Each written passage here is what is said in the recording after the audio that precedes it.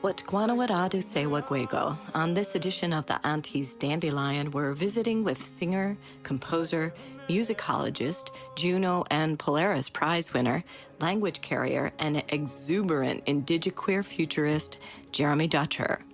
Jeremy's prize-winning 2018 debut album titled Wolastoqiyik Lindo Waganawa features duets with his Wolastoqiyik ancestors. His singing partners were recorded on wax cylinders by an anthropologist over a century ago, and he describes how he was guided to that project by the formidable aunties in his communities. Taking back what's ours kind of underpins a lot of the work in terms of the literal transference and rematriation of our culture, which goes from the hands of colonial institutions like museums, like archives, like universities, like churches, all of that stuff, and transferring that into the hands of our people. And it's a celebration, feeling like really, really guided by these powerful women around me and just trusting that the wisdom in which they've accrued in this life will be a safe guide. Part one of our visit covers Jeremy's journey, from his studies to be an opera singer to the international recognition he received for his groundbreaking first album. He describes a tender moment with his mom when he showed her the glorious and very revealing gown he wore to receive the 2018 Polaris Prize. I just kind of looked at it a little sideways and said, "Oh, honey, like, I thought this was about the culture, this project. And aren't you worried that you'll distract from that?" And I said, "Mom, this is the culture, though. We have to remember that gender play and those people that were between our two spirit brothers and sisters, there was always a place for us." We are Yatinistaha Nede Garun Yaganare, the Aunties Dandelion, and we are focused on revitalizing our communities through stories of land, language, and relationship. We invite you to take a breath and make some tea and visit with us for these important and regenerative stories. And don't forget to listen to your aunties.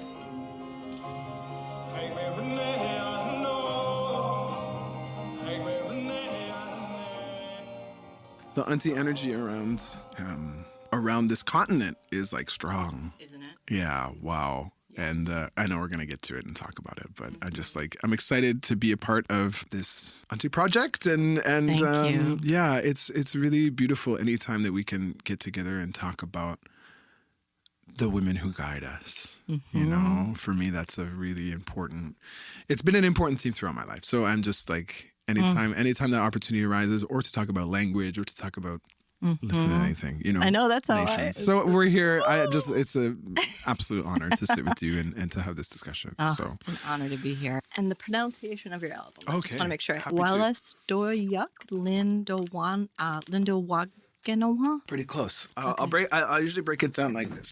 Our territory runs from the Gulf of St. Lawrence, Wasibegos, down to the Zubego, down to the ocean, all the way through western New Brunswick. And that river system that goes from St. Lawrence to the ocean is called Wolastoq.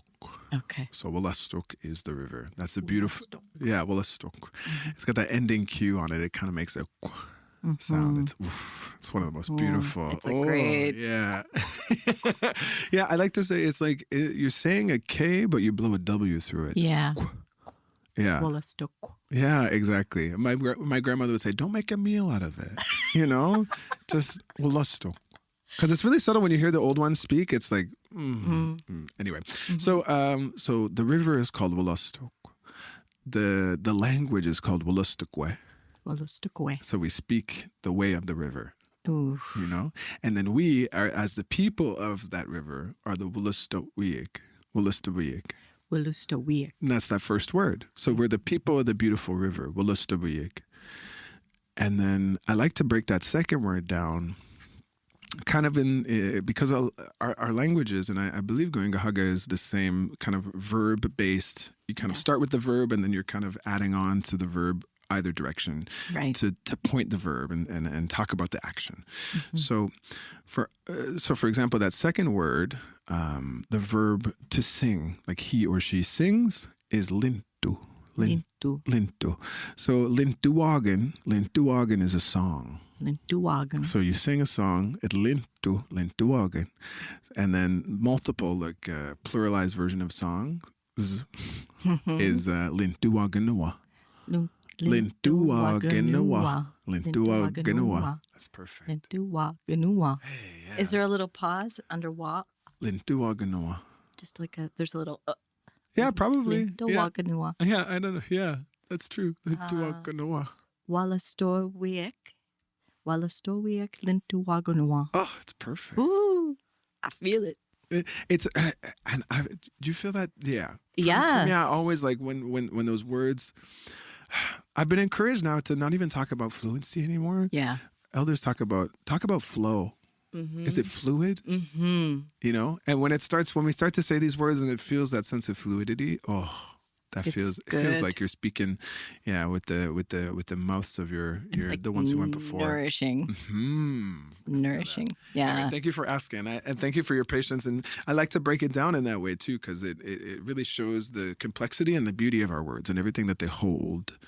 Because, sometimes I think as language learners, we sit and we have these big, long words and they overwhelm us. Yes. And I think if we can just go slow, be easy with each other and show where it comes from, like kind of show the work. That's right. How we get from this to this to this, then it makes it kind of like a fun game, like we're doing it together rather than a lot of times people start right away with an apology, Yes. Oh, I can't say this, or, I'm really going to struggle here. It's like, well, It amazes me. I've listened to a lot of interviews with you, and it amazes me how people just avoid that completely. I know. It took me such a long time to find it in an interview so I could even try. It's like our languages, in my mind, are like a beautiful poetry that is like, oh, yeah. And I think and there's so many people, the ones that see it are totally switched on by it because it is this kind of, you can be so creative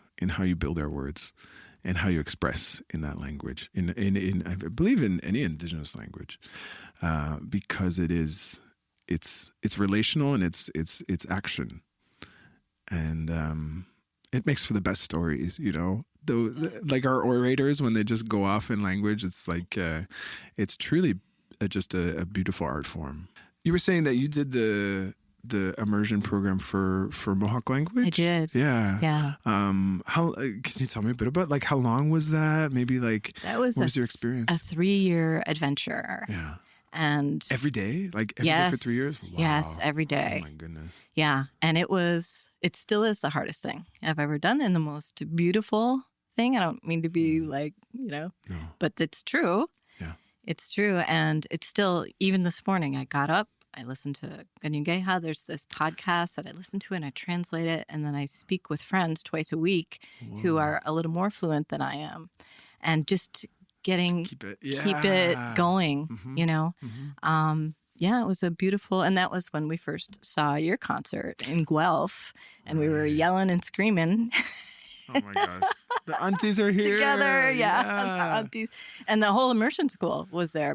I think there were 14 or 15 of us that went together to That's so awesome. See you perform. Thank you, by the way, for coming through like that. And it's like, honestly, that particular element of what I get to do and kind of go around and share music, when I get to be in conversation with people that are doing this work in their own contexts, in their own ways, bringing forward language like that is, it's just so beautiful because you get to reflect on the fact that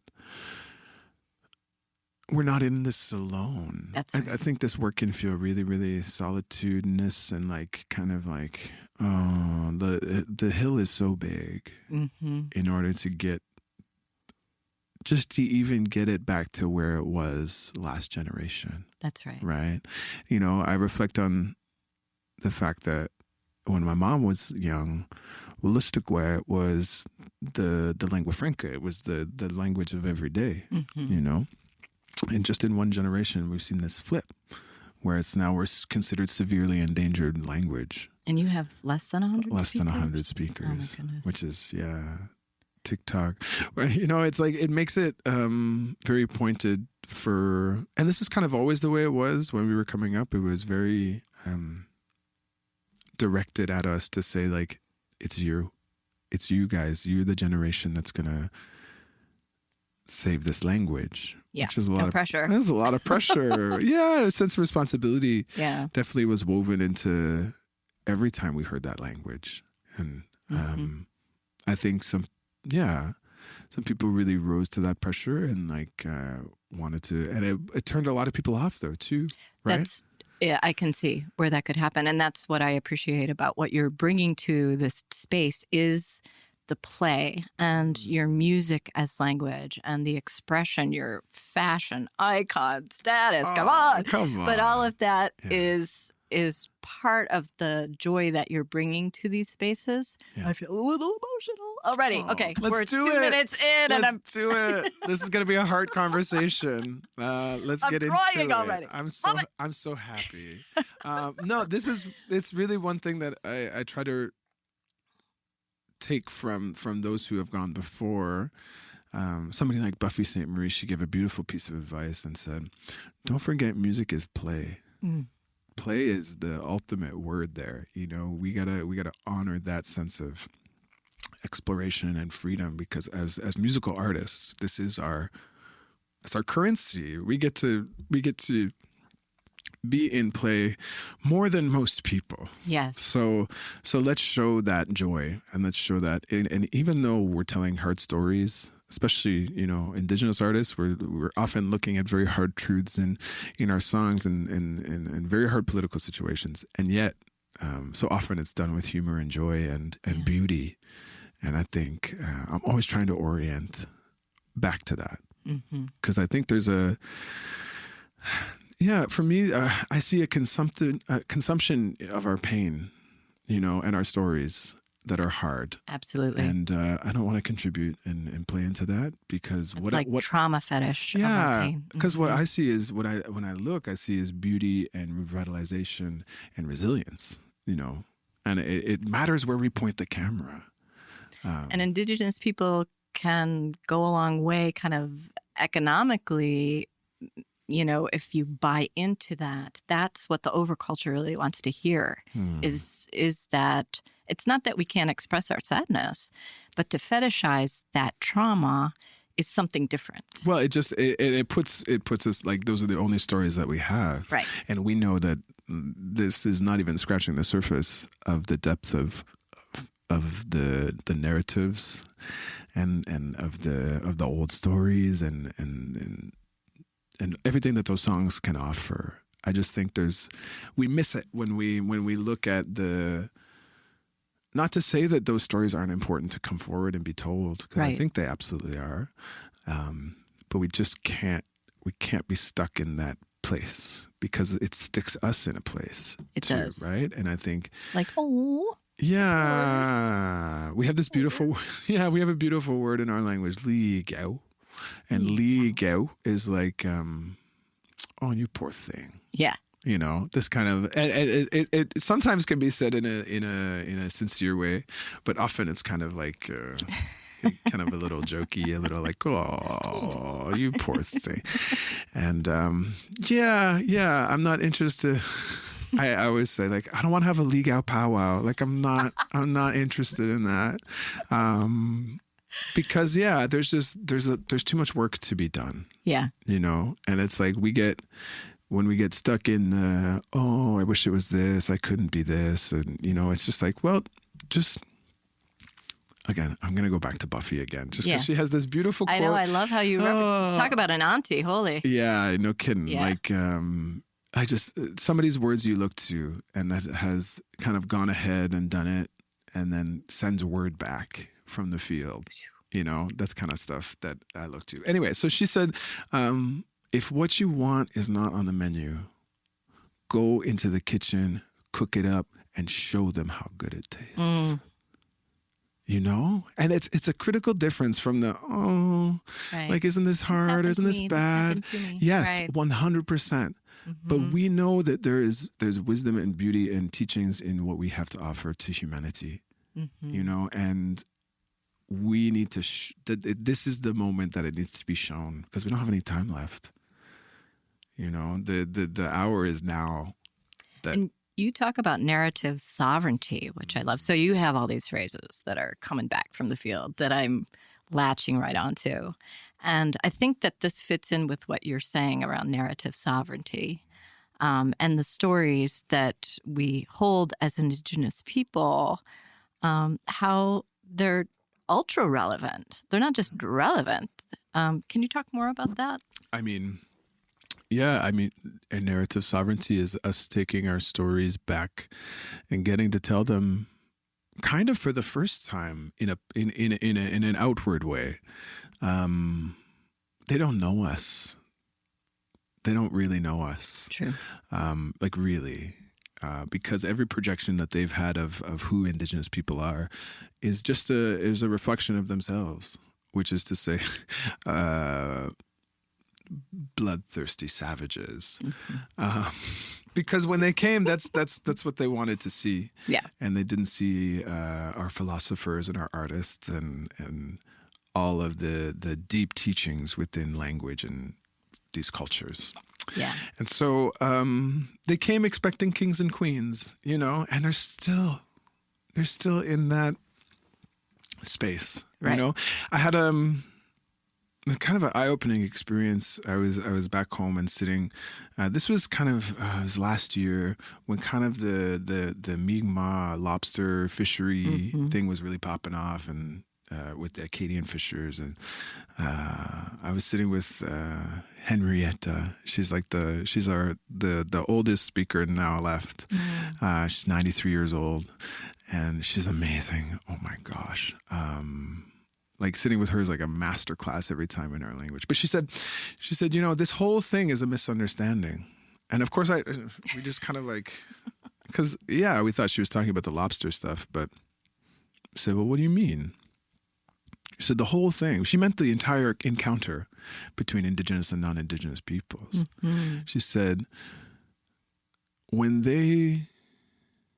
Well, okay. Sidebar to this story is our word for the chief is sagam, and our word for lobster is sug. So sug becomes sagam. The chief, and this is what she was explaining. She says the chief is not what they think it is. You know, when they came here and they said we want to talk to your chief, we sent them the sagam, the lobster, the hard shell. Which goes out and meets. This is not, and there's so much behind it. You know. And they were like, "This is their king. This is their," because they came expecting kings and queens, and so and males. That's the thing. Yeah. But something that was shared with me was like, we all wore crowns.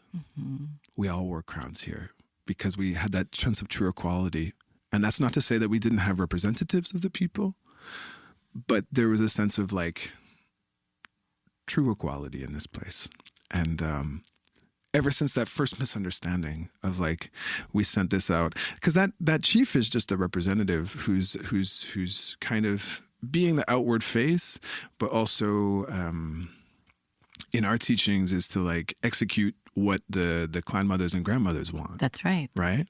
So I think our cultures especially are so similar. Yeah. I mean, in most Indigenous cultures, yes. And yet are that way. But particularly geographically located, you know, there's a lot of shared understandings, let's say, between our peoples, you know, and I think this is one of them, right? And that kind of misunderstanding of our leadership, of really missing the point when it came to speaking to, it put us on a trajectory where they couldn't even see us. That's right. Because they thought they were just meeting themselves in buckskin. But it was never that. It was never that. Like the difference in our starting places in philosophy, just they create like we almost, you know, we had to go through all of this in order just to even speak to each other. Because I think now we're finally realizing, like they don't know us because we never really had a seat at the table or like narrative sovereignty.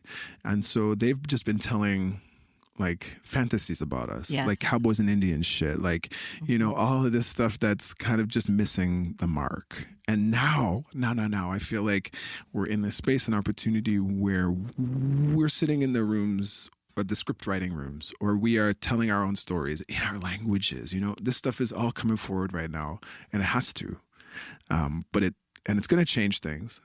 But it took a long time to get here. It did. You know, and a lot of muddied waters around what could have always been, which is a relationship of kinship and of sharing and true, like, it could have just been so beautiful. And it will be again. It will be too. Yeah, I agree. And just even, you know, that's woven into the wampum belts, that understanding, right? That beauty and that you stay over there, we'll stay over here, and we're going to like polish each other's shape, blah, blah, blah, you know, like, you know, but that gets missed. And, you know, continually they do look for like, who's in charge, you know? And it's like, these are free people. Right. But we do have laws, which is not to say we don't, because like, here we go. Responsibilities. Let's check out those laws and responsibilities. Let's go to the belts. And yeah, I think the return of our belts and like really people fully understanding what those mean. And that's a big piece of how we're going to shift, I think. So. Wampum is like it's very powerful. It's holding those truths. Right. Beautifully. And feeling, and the ceremonies that go with that in terms of how they're read and how they're orated and how they are extended and gifted too. Like we're just now seeing this emergence, like kind of coming back to the east, like into the sea peoples. You know, that wampum tradition is really emergent right now, and we've now like it's been hundreds of years, but our belts are kind of coming out and back again. That's right. You know, and it's just it's a great time. It is a great As time. They say, it's a good day to be Indigenous. It is for sure. And I have a friend who's a seed keeper and saver. Oh, yeah. And she has a group in Tyndanega. They made a new wampum around them being gifted seeds back from a group that had held them for 30 years. They went through all the right channels. They made a new wampum belt around that. And that's where we are. Like, you know, those don't just get locked in a museum. They're free, they're released, and they're being made to this day, which is amazing.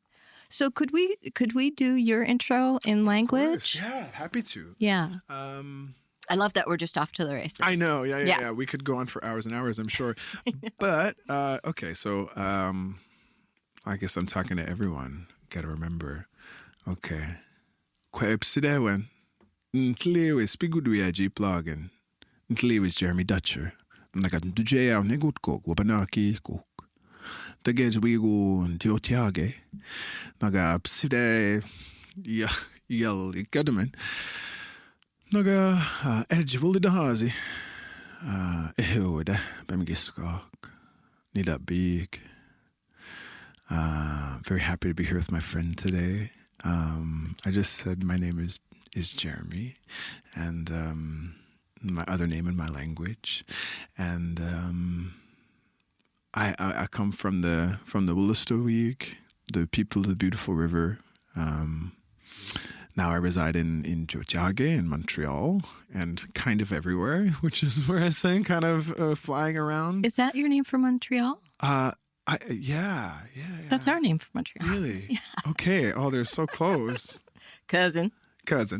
Yeah, no doubt. It's a great pleasure to be in conversation with you because exactly for this reason, I feel like there's such a kinship in our languages and in how our ancestors would have related to each other, and keeping those ties strong. And it's really important, you know, especially in this time. I think, whether or not it's Indian Act policy or just the separation of assimilation, but sometimes it feels like those bonds of nationhood are far, you know, especially living in like a city or, you know, feeling like, oh yeah, I got to remember that, you know, this is I'm coming here as an uninvited guest in Mohawk territory. I gotta like always remember that. Pay tribute to my.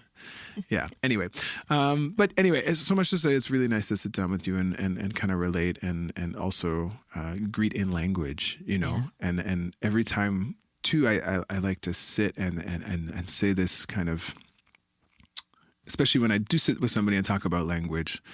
I was given a teaching by a two-spirit jingle dress dancer who's Cree from out west, and she's a speaker of Anishinaabe-Moan. And when I came and sat with her, she just started speaking to me in her language.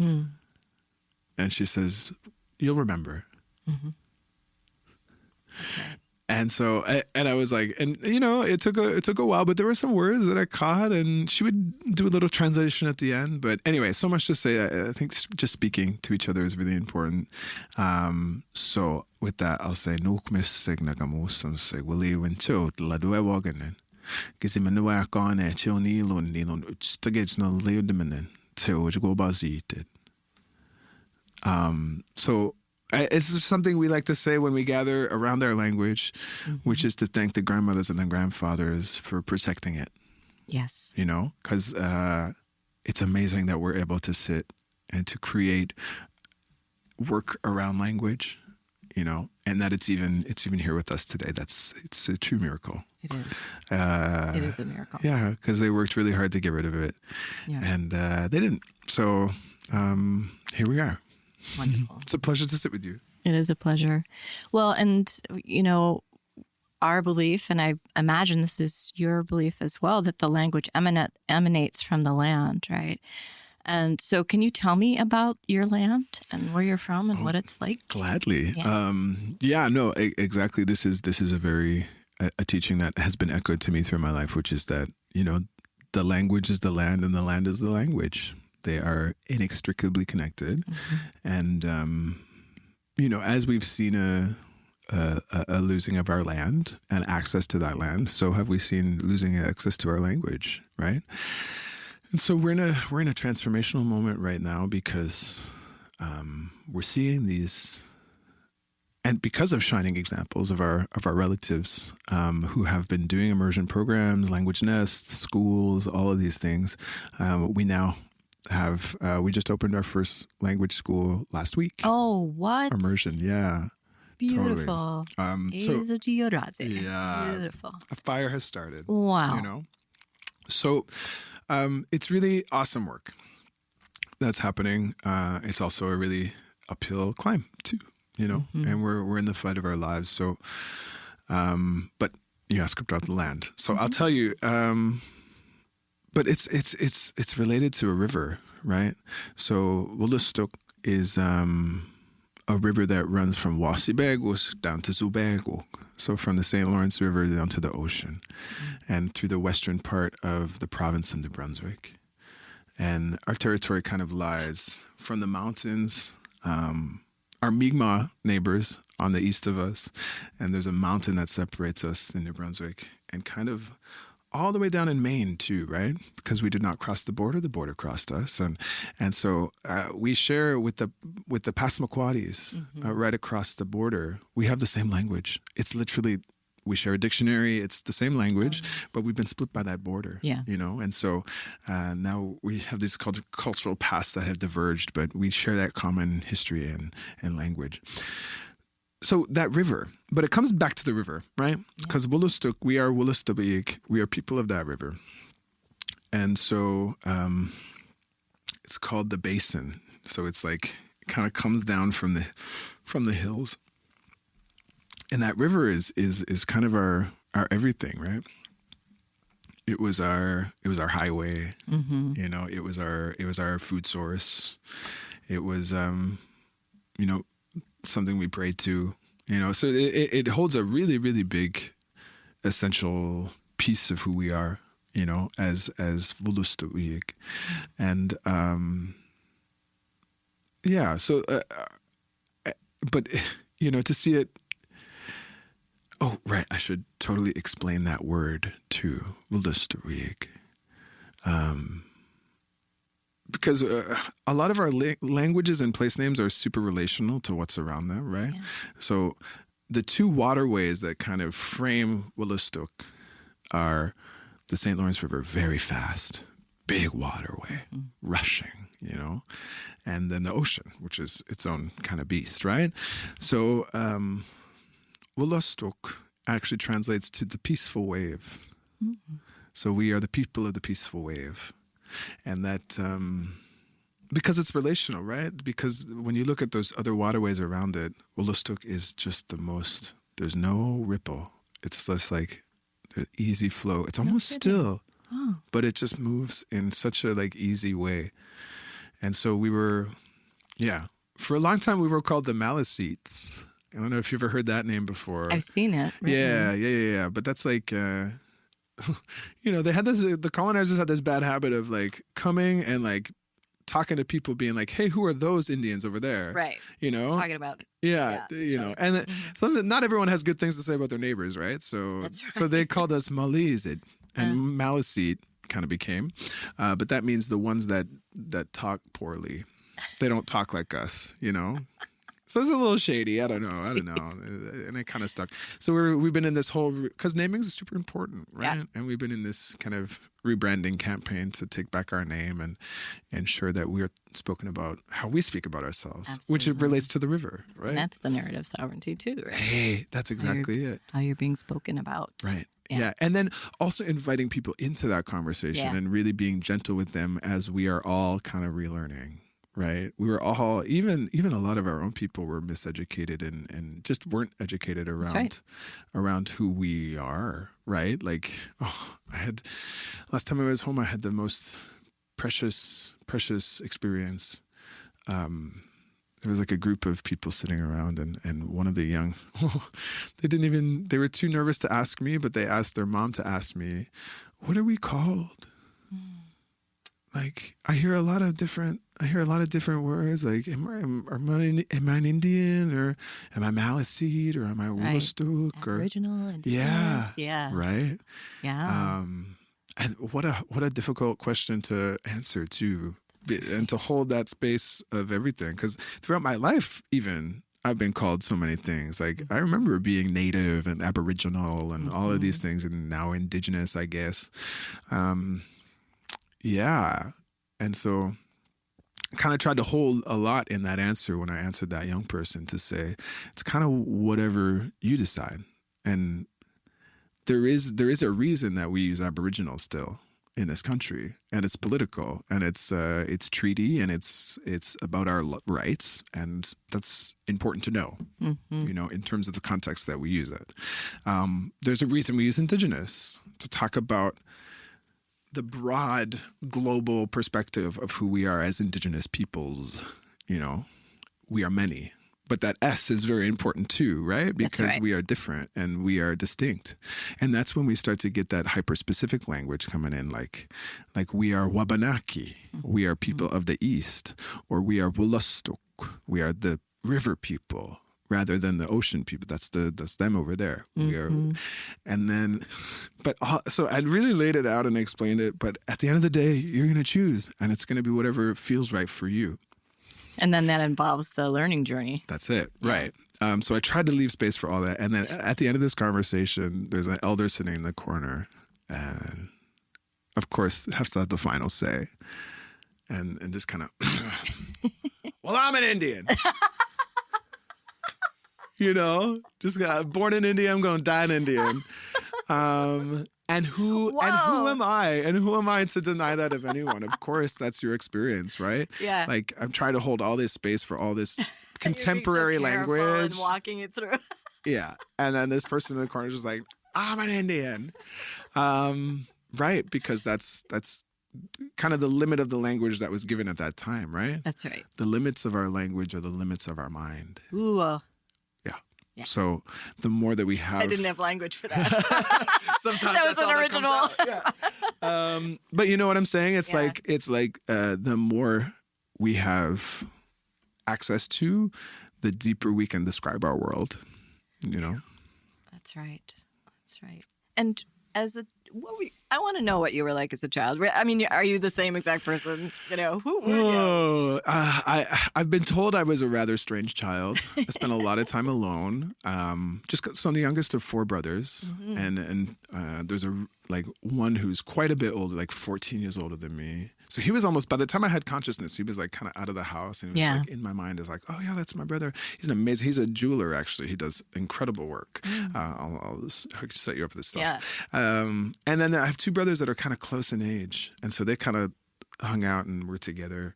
And then I was like 5 years young, so they didn't want to hang out with their little brother. No. My parents would sometimes force us together, but no, I spent a lot of time alone, and I'm very, very appreciative of that, and it taught me a lot. I also I have like a visual impairment as well.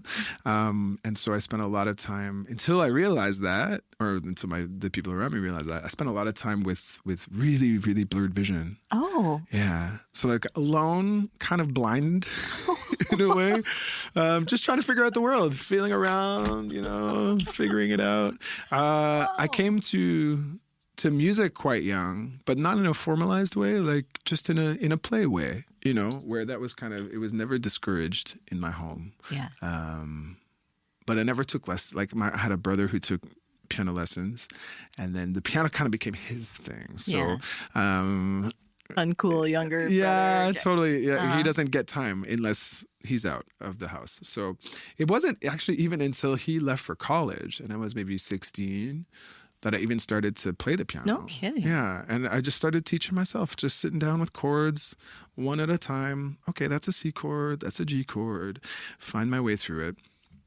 And then, it kind of, I took to musical theater as well in school. I guess that's where the little drama, all the outfits and all that comes from, that world of theater. And then I studied opera too, which is like to another degree of dramatics. So I guess it kind of all formed together into this thing that I'm able to do right now. Weaving that together with those language teachings, with those songs, those old songs coming forward. Yeah. Finding that middle path in between those worlds that kind of are, on the face of it, quite separate. The world of like classical music and piano things, and the world of like tradition and chant music and music. Language. Yeah. And so, but for me, so far apart. But you, because what I realize is it's breath, right? Yeah. It's just breath, and it's the same breath to make those like deep operatic sounds, to hit those notes. It's the same kind of that needs to happen when you're singing our songs too. There's like that same bodily function, and the expression is so different, but the inhalation and the life that it takes in order to bring those forward is the same. So after I realized this, it was just like walking them towards each other then, and not treating any one of them too precious, even though I know them to be precious, but kind of taking what I love of both and trying to weave them together, because, there's a lot of, in that classical canon, there's a lot of classism, there's a lot of racism, there's a lot of that stuff embedded within that canon and that culture, right? So how do I take the beauty and the instruments and all that stuff and weave it into something more beautiful, That's what amazes me, is that you don't seem to be afraid that canon will take you over. I think a lot of people do, and I learned from you in that way about inhabiting those spaces completely, because I just get mad, I get so mad. Well, and I think for a long time that was kind of the only option, was because that was the only invitation, was like, you can come in, you can come, you bring your little folk songs into our concert hall. Right. And you know what? We're going to set you up with a composer who's going to write the music for you and put your little melody just in our context. And isn't that nice? It's just like a little addition to what they're already doing. Yeah. That's not how we did it though. Because I was coming in with like, here's the musical offering. Like we've already done the scores. They're here for you. Yeah. Here's what we're going to do. Do you want in or not? Right. You cooked it up like Buffy said. That's it. Cook it up and show them how good it tastes. Show them how good it is. Yeah. Yeah. So it was a different exchange, I feel like, than had been before, but it's because it was different from this end too. That's right. It's different from what you're bringing to the table. But because I was in both of those worlds, because I had had education in both of those worlds, I was able to speak their way and kind of insist on our way too at the same time. So it's like this difficult space to hold, but also kind of frame it to them as like a real opportunity, you know, to say like, have you been engaging with Indigenous communities? If not, weird. Maybe you should, you know, like there are, you know, I'm coming in like as an Indigenous artist, I'm coming all the way from the other side of the country, you know, like could we not maybe have an opener who's from the local community? And so we tried to do that every time, you know, we tried to infuse local conversations into each time when we're going anywhere, you know, but particularly with those orchestras and those organizations that are so slow moving to change. Just tried to excite them with the sense of like, this is a whole new, you can talk to a whole new community, you know, and us taking ourselves into those spaces makes them feel seen and makes them feel like, oh, this is our space too. And isn't that exactly what we want? You know? Wow. And then using the recordings, I love what you said. I'll remind you that you said the track. So talk about those recordings of ancestors, right? That have unending, unfurling beauty on every track. That was something that you said. Did I say that? Oh my gosh. Aren't you clever? Jeez. All these 10-cent words. Oh my gosh. So how did that relationship out of, because that was very traditional academia and training, and then how did those recordings come to you? Totally right. So it's a big old long story. I'm glad we can do this sit down long form style, you know, because it's a story that really kind of put me on my path, coming from that really constricted world of like, this is what classical music is. You're going to like study hard for 4 years and then you're going to be ready and you're going to go and audition for the opera houses and then they're going to say yes or no. And then that's it. Right. I just knew, I guess because I was raised in a different way, I knew that music was way more than that. Yeah. And so it was just being so dissatisfied with what the vision that was being sold in school and like in the Western canon. I was like, we got to go another way. So it turned into me sitting down in like the practice room. Okay, so we had like a 4th year final recital, right? And we got to like kind of put together a show of our choosing, and I thought, I'm going to do some like songs from home, maybe. Just try that out, see how it goes. So I would like go to the practice rooms and I would sing these songs that I heard growing up and coming from home. And then I would just kind of sit at the piano and like, that kind of goes there, that chord goes there. You know, because there's a music that underpins those melodies in my mind. Like when I hear those old songs, even though they're just, you know, melody and a drum, for me, there's like an orchestra underneath every time. You know, because there's so much movement and there's so much surprise and then the beat switches and you know, especially y'all songs too. There's a lot in there. I'm waiting for like the Mohawk Beethoven to come forward, you know, because I think it's going to be real good. It's not me, but it's definitely someone. Anyway. Right. So I was sitting trying to figure out how to blend these two worlds. But just they were songs that I had heard kind of coming up. But I played them in my recital, so well received. It was beautiful, beautiful. I was like, there's something here, you know, we can marry. And to be honest, who gave me this? This was right around when Tribe Called Red was coming out, you know, and what they were doing and really blending and marrying those styles of like EDM and traditional song together. And I was like, it's possible. There's a way that we can bring who we are to every space, you know. And for me, I wanna do that in this musical space. And so I started to become interested. In my final year of university, I was doing a research project around this is real insider baseball, so like nerdy. But I was doing I love the nerdy. A study on the harmonic characteristics and like kind of like pitch centers of our traditional music. So I did a survey of like over 100 traditional songs and like tried to find the harmonic language between them. Oh, whoa. Yeah. Anyway, it's a different podcast. Yeah. But yeah, it was in doing that work that I also got to go and sit down and have long form interviews with songkeepers. And this changed my life. Getting to go and to sit with them and to hear stories about, and it was just trying to not so much ask about the harmonic, the raised fourth, and it doesn't matter to them. I wanted to ask about, how did song change from when you were a kid to now, and just walk me through the path. Like, what did your childhood sound like? What do you remember hearing? And some people got so specific around, like, I remember the whipping of my mom as she bred this sweetgrass. And this is what, really, really beautiful stuff. Not what I expected at all. Yeah. But I remember this one interview that I did. It went on like 5 hours. And it was with a Passamaquoddy songkeeper named Maggie Paul,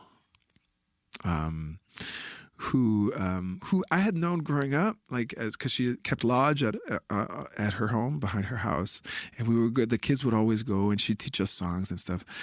But it wasn't until this that I really got to sit down and kind of go through her story, and find out about, because basically there was not much going on in the East Coast for Indigenous song pre-AIM. Yeah. Right. Basically, a lot of people were just trying to assimilate and get by, survive. So she was involved in that early movement. She was like, we wanted to do a powwow. We didn't have money for anything. So she was like, the first one, we flipped a garbage can upside down and we did it. We got sticks and we had our little tin can powwow.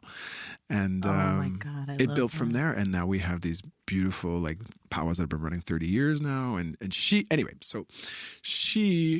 was, in my mind, like the reason that song came back to the East.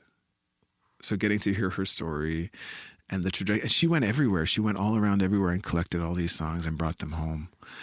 These precious people. Yeah. They need to be, we live in a society that worships these like nothing stars that like don't do anything.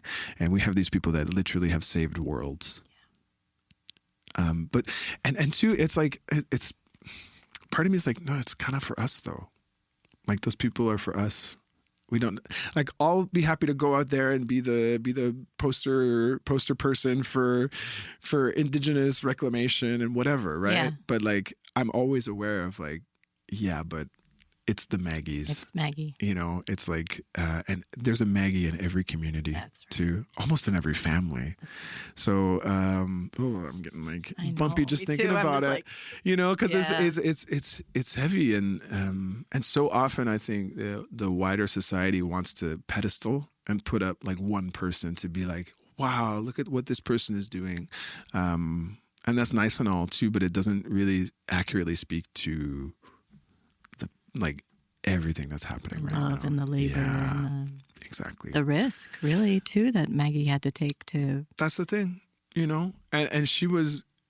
I think about getting to go and back home and perform this music for her is just it's the perfect realization of what I wanted to do, which is to show that generation that had to grow up literally in like our songs are illegal and not to be shared, into a context of like where they kind of brought the pride forward and said, like, no, we should be thinking about this and doing this, and raised my parents' generation who kind of felt that energy around like, yeah, something's here. We got this.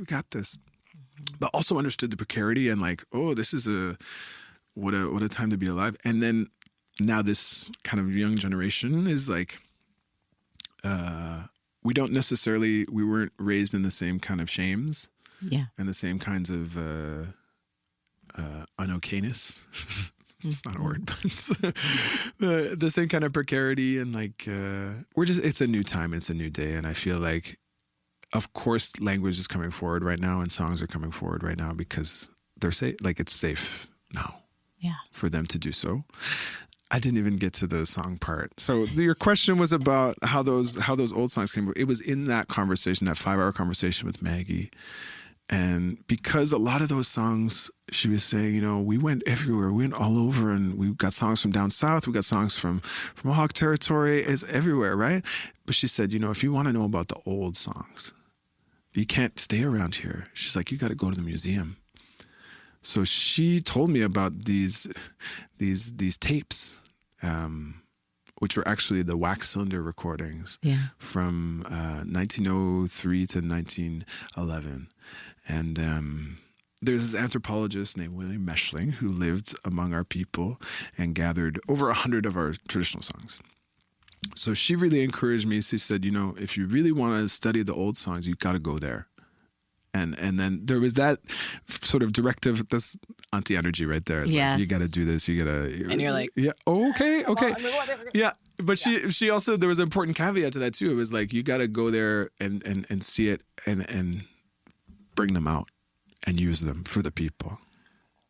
And where was the museum? Was it close by? So no, not close by at all. So it was in Gatineau, in Quebec, in Ottawa, essentially. Okay. So at the National Museum of History.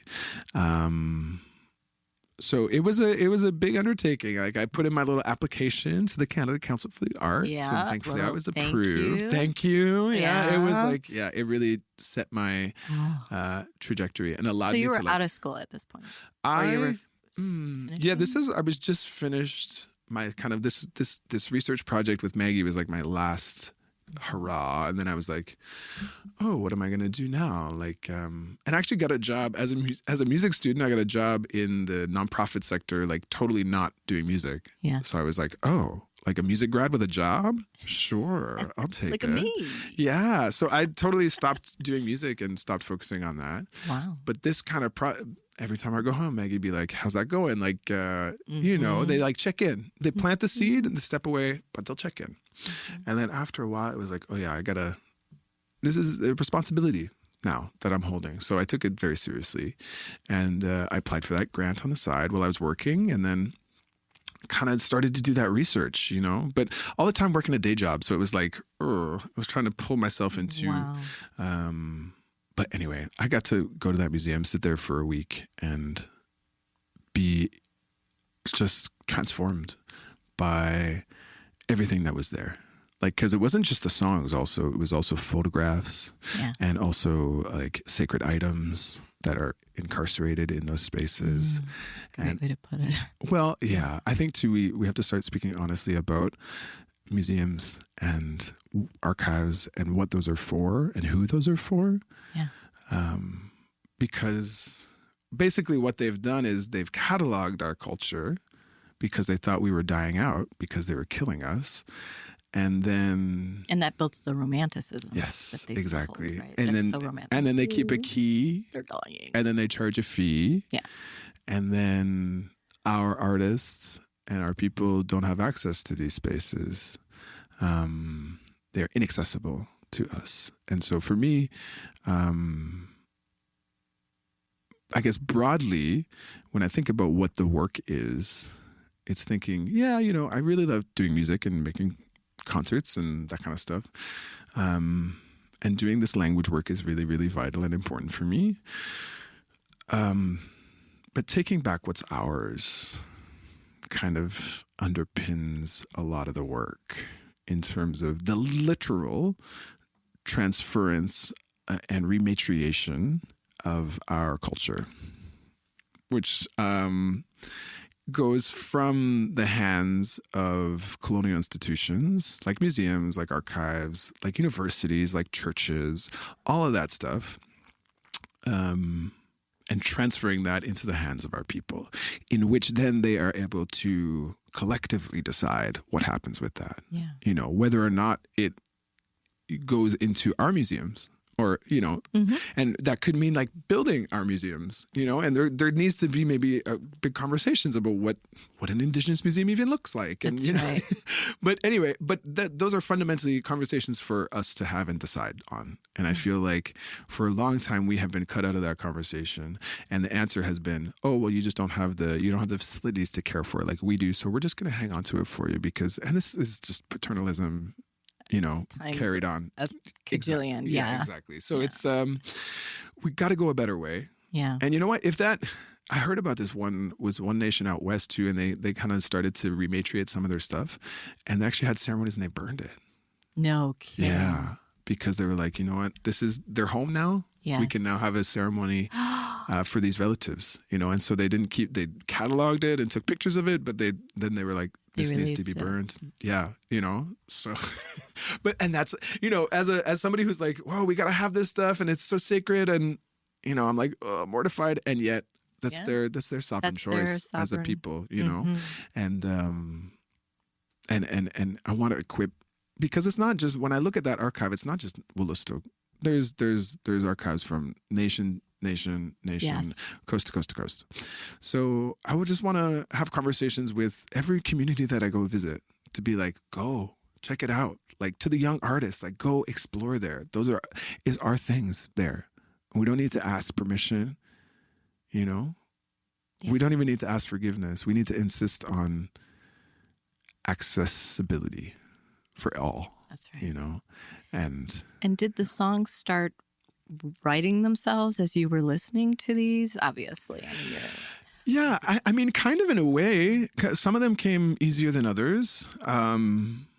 It was an active repetition, right? So, I didn't listen to these songs once or twice. Like, it was once I kind of got them, in a format that I could take them away and listen to them, which I won't talk about in a way that's recorded. But once those recordings became mine, it was just a matter of deep listening and like actually dialoguing through time with those recordings. Because when you sit there and you listen to it, it's like, oh, they're asking to be responded to, and I'm thinking sometimes, like, when this anthropologist, he showed up, in our communities and brought his big Bell gramophone and said, hey, sing your songs. I think sometimes, like, where did those ancestors think that they were sending those songs? Yeah. When they leaned into the gramophone and started to sing and tell the story of that song, where was it going for them? I don't know. But maybe it was here. Maybe they sent it to us, and now we can send it forward too, right? Because what kind of blew my mind was when I sat in that archival space and started to listen to over 100 songs, I didn't recognize any of them. Okay. And I'm not somebody that was disconnected. Like, we were in the culture. In the culture, we knew the songs, and yet there's one song that had stayed, but pretty much all of these songs had gone. And so, I mean, the beautiful thing is now we're seeing that come back. We're seeing the reversal of that, right? And so now we have, just through this little project, we have those kind of songs starting to be sung again. Those dances now coming back with the songs. It's a very exciting time. And it's a celebration, but it didn't happen just through the work of one person or out of nowhere, right? Like, wow. I always speak Maggie's name because without her and the work that she did, and also the direction that she gave and pointed towards, none of this is possible. So I'm just trying to fulfill her vision and her dream and her world. Again, another auntie. Whoa. Yeah. Right. And it goes back to like feeling like really, really guided by these powerful women around me and just trusting that the wisdom in which they've accrued in this life will be a safe guide to everything that they couldn't live. Right? Like, what I'm doing is not possible 30 years ago. Right. Getting to be on stages and talk to the country is a wide responsibility. In the ways that you've done. And it's a recent responsibility. Listen, I'm just trying to take it up, and trying to meet the moment. Sometimes it comes not out of like anything I planned, but just out of being in space and being shocked. Like, I remember being at the JUNOs a couple of years back, and people who were winning their awards just kind of got up and like, oh, thank you to the manager and my publicist. And And whatever, it's fine. You can do that, and that's you're fully your right to do so. My manager and my publicist, they know how I feel about their work, and thumbs up. I don't need to take that space where I'm talking to a room full of people and there's cameras on me. When we're in the middle of Wet'suwet'en, when we're in the middle of water crises, when the land back lane, all of these things, it's like, use it. You're here, you have a mic, there's all these people listening, so just use it. And I don't know. If it happened today, I probably would have said something completely different. Well, and then they played you off the stage, right? Oh, listen, Jeremy. Listen, I will not be played off stage. No. And you know what? And if I am, some nice settler is going to give me their platform to finish it off. Yeah. They're so sweet, and that. But it's what should be happening. Yeah. Right? Well, I just think it's been so long where we haven't had the discussion. It's been so long. Mm-hmm. And as soon as you start to show up to the party and wanting to have that discussion, there's going to be people that don't want you to have that discussion. They play you up the stage. That's okay. Yeah. I don't know if I'll ever meet that person, but that's okay. That's okay. They were just doing their job. And I just felt like I was in that space for some reason. Because you won the awards. I love how you didn't mention that at the top, but that's who you are, right? I suppose so. But the responsibility of that. Yeah. Having to. Yeah. It's a lot. And then Is that stressful?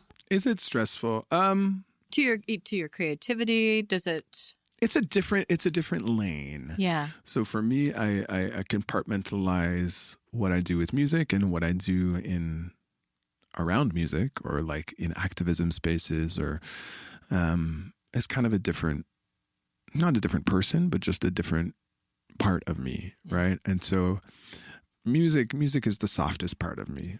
It's like the air or the water that surrounds me, and I try to swim in that or be in that as much as I can. The responsibility of feeling like you have to say something. Oh, yeah. But again, it's also you put it on yourself. Yeah. It seems like you have support. I do. As well for that. Of course. Within your community, definitely, right? Definitely, very well supported in that way. Yeah. And I guess that's what allows me to feel okay to do it, because I know I got backup. And I feel well guided by, as discussed, lots of aunties. Mm-hmm. And yet, I could just as well be an artist and not show up and say anything and just go and take my award and, say thank you. It never felt like holding space responsibly, though. Yeah. It's the easy way, and it's the way that doesn't, turn heads but I mean, I'm already turning heads with what I'm wearing. You are. So why not? Described, who was that? It was Zoff. Zoff. Yeah. The designer of these astounding gowns. Yeah, the early stage gowns. These are done by Michael Zoff. We're moving on to a little something else now. Kind of a different aesthetic. Working with new designers, and that's a really fun part of it too for me. Yeah. I didn't realize at the outset, I would actually quite enjoy that part of bringing a look. Oh, it's just marvelous. It's just so. I don't know if liberating is the right word. It's just so joyous and so beautiful. Thank you. And it really shifts something I know in so many people. So it's part of that same work. Well, it's liberated me, I can tell you that. Yeah. I remember the Polaris Prize in 2018. We were about to go on stage, and I remember my mom saw the outfit for the first time, and it's a very revealing piece of clothing. Thank you, Zoff. Thank you, Zoff. Very brilliant. And my mom, bless her. I just love her so much.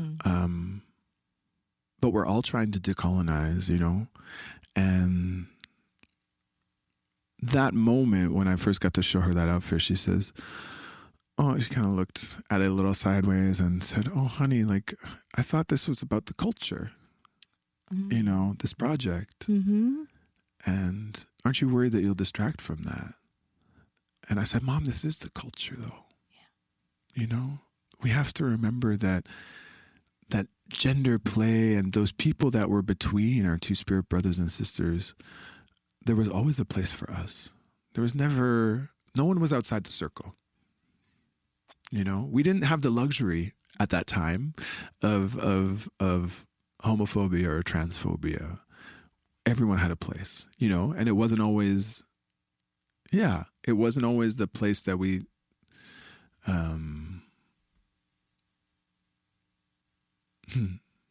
where do I want to go with this? Everybody has a place in the circle. Yeah. Never forget that.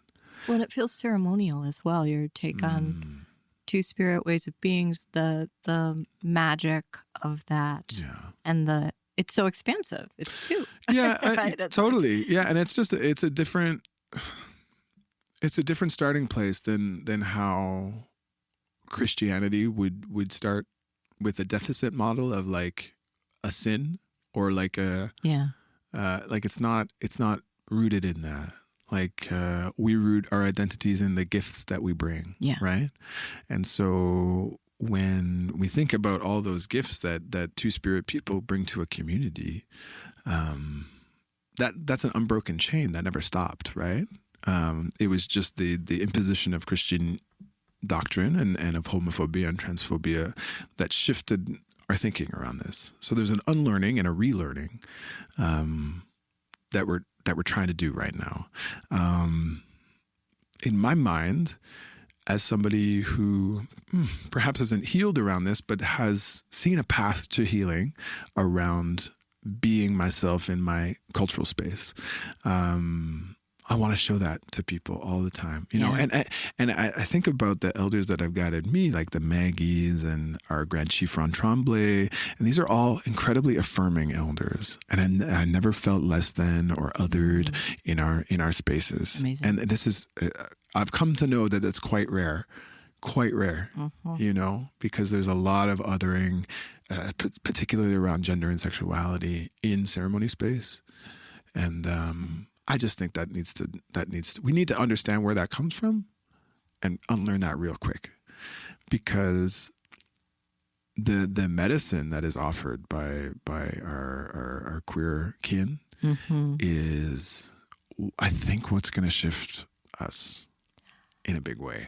And I think remembering that magic and equipping queer people themselves in order to view themselves in this way. That's because for so long it's been less than, when even the thought of coming out, That's right. it's like, if there's a diminished view. Right. The assumption is this, right, and then I'm going to have to tell you otherwise. Yeah.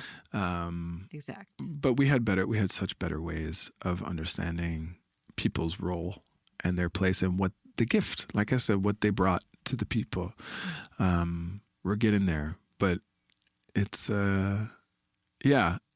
so with what I wear and with how I present, it is about the culture too, right? It's about bringing us back home to a place where we're not othering people within our own circle. Right. That is not our way. No way, shape, or form is that our way. We unleashed. Yeah. Unleashed. You unleashed the beast of the east. Look out.